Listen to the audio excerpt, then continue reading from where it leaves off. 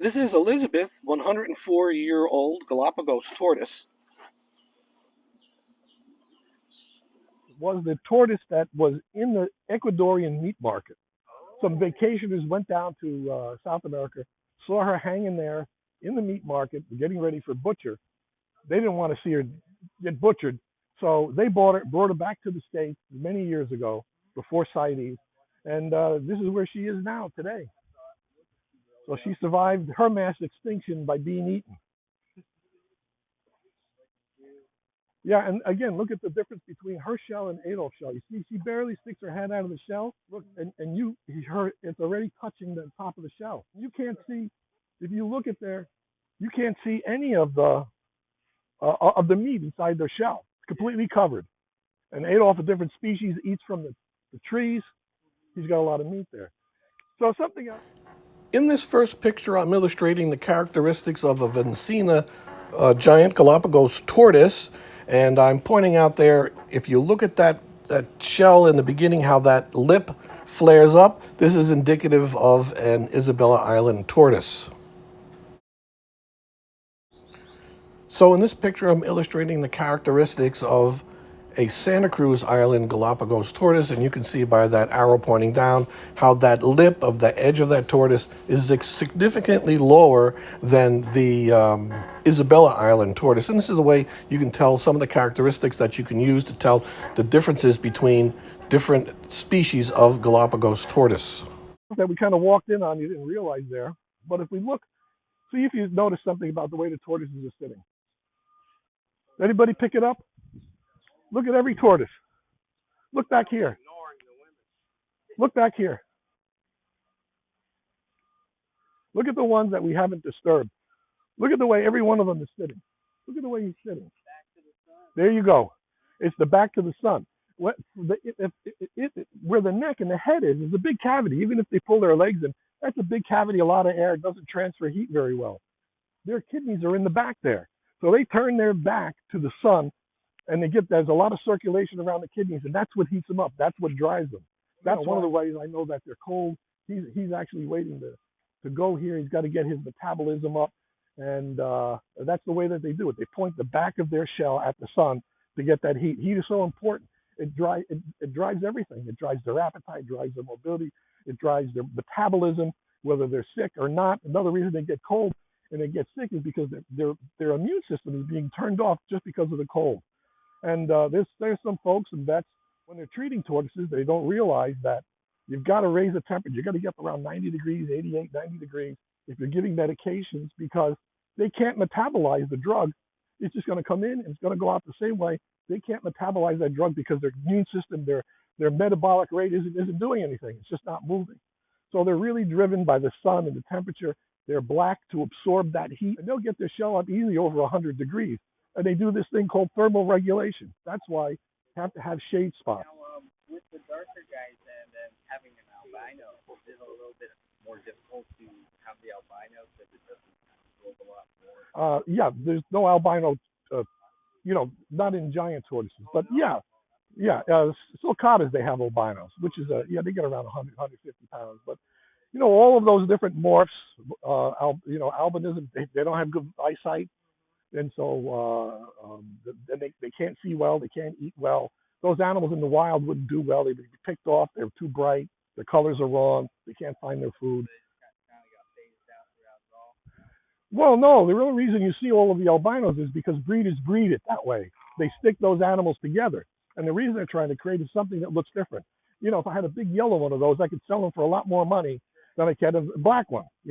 If they were all yellow, if I came up with a black one, it would be worth a lot of money, So, yeah. They are the reason that they breed a lot of albinos. They breed them in iguanas and like that, is because they're naturally docile. They're not spooked. They don't see well, and people that cuddle them and everything. So it makes a much better pet. An albino makes a much better pet than a wild animal. It's kind of the same thing we've done when we bred domesticated cats and dogs over time. We bred those attributes out, to surrender something that was more compatible. And it's the same thing that happens in those color morphs, and that's the reason that breeders create them.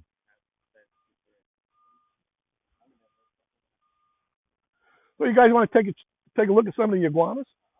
All right, let's check the iguanas out.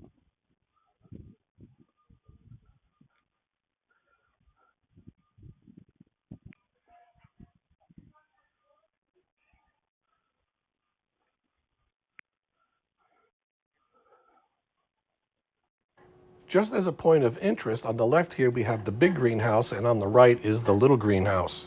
Maybe you go down that way, and then you go first. No, I meant my cameraman, but it's okay.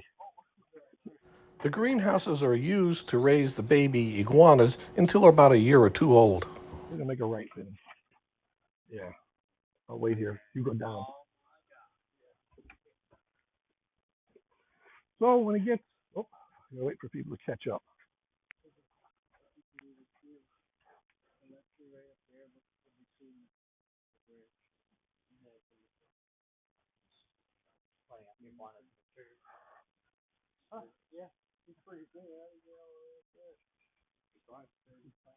Yep, there's a lot of them that live there.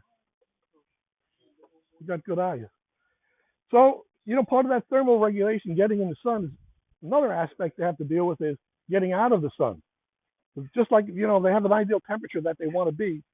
And so then they'll spend some time in the back of the yard where there's much more shade, or they'll go inside their house. That's part of their thermal regulation process. So first up here on the right, this is a rhinoceros iguana. This animal comes from the Caribbean, and it's not like those green iguanas you see living in the trees. That's an arboreal animal that lives in the trees. He's got hollower bones. He's got lighter bones. He's got a much longer tail. This is a ground iguana. They dig holes in the ground, and they live in the ground. He's got a much heavier body.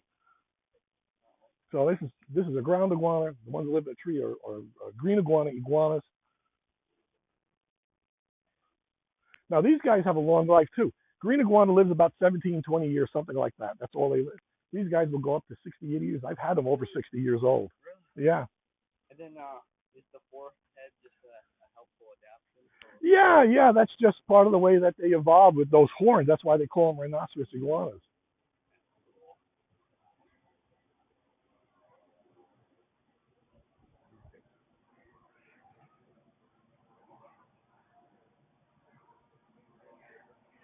Check this one out here.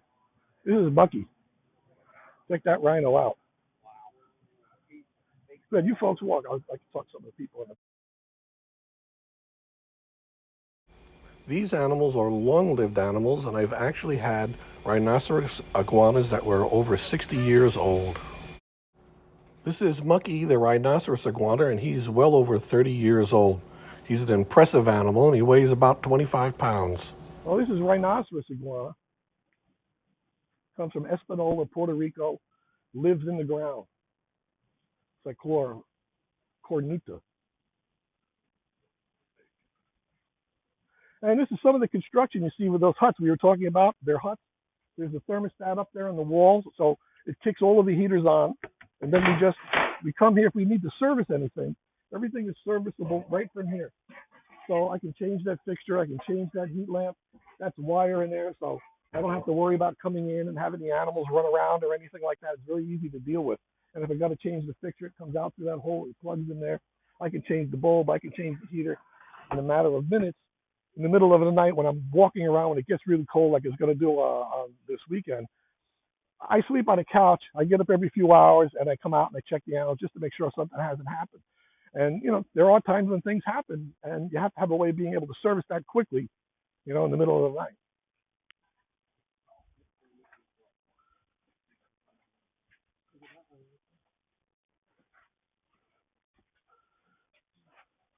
These we call longhorn rhino. Look how long the horns are on these guys.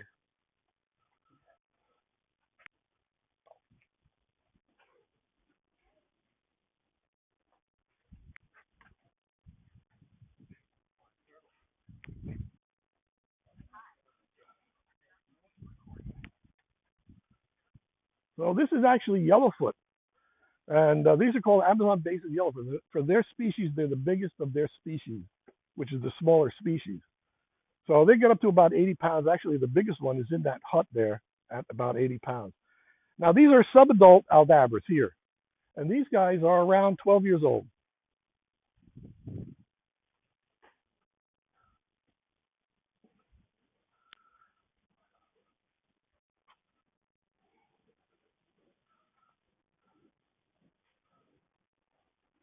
If you want, you can go in there and scratch some of those. Go ahead. Go for it. Anybody wants to go in there and check them out, what the smaller ones are like. Oops. Holy mackerel. I get it. There you go. Go ahead. Check them out.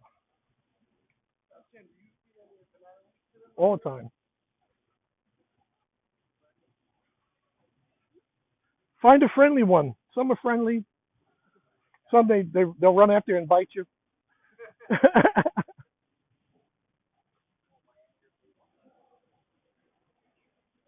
These are all females. Oh no, there's 2 males in here. They snuck in. I had a good time last night. The males are 26 and the females start laying at 20.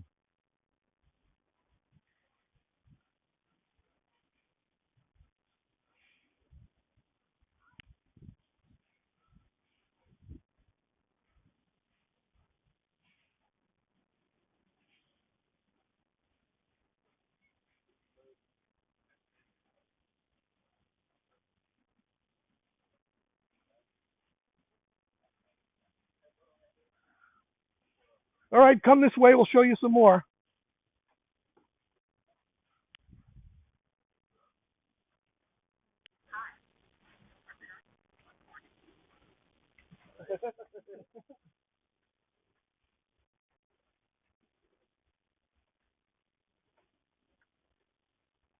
Last person through. Would you just mind sliding that gate in for me?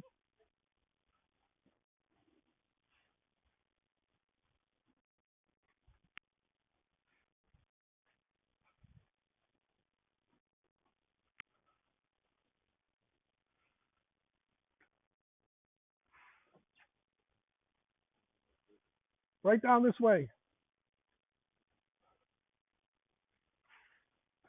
These guys are 2 years old. These are 2-year-old giant Aldabra tortoises. All these are 2? Oh, more or less. Okay. There's one a little older there. That one right there is a little older. About a few months. They grow about a half an inch a month. Quarter to a half an inch a month. 10 grams a day. 10 grams a day. That's 3/4 of a pound a month. And they grow about 5 inches a year.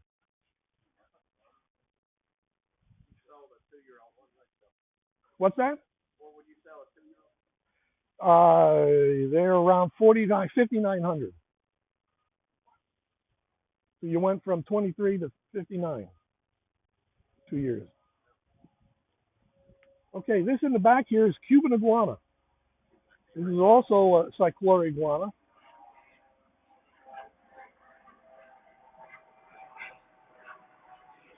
They'll do anything to get a shot of the farm, you know? So this is Cuban Iguana. I raised him with my daughter. He's 32 years old, like my daughter. So I've got a video up there on YouTube when she's a baby there, and he's sitting there just like that. Yeah.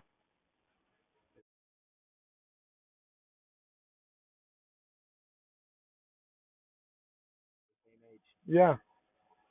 So have any volunteers want to go and pet him? Yeah? Okay. Let's see here. Never done this before, but oh, you got it. Okay. Tim, we see them in the trees all around you here. The iguana. Yes. That's not a ground iguana though. It's a green iguana. Because the farm attracts all of the wildlife, especially the iguanas. Yeah, because they know there's more of their kind here. So the animals, I don't know, maybe you want to go in first. Take them out? No. Oh, is that what you wanted to do? Maybe we'd be better taking them out. Where would we put them? Is the food table available? Maybe we should look to see if that table's available.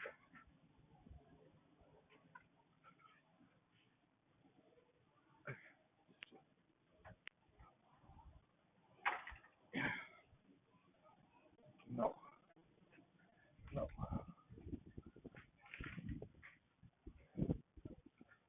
I tell you what.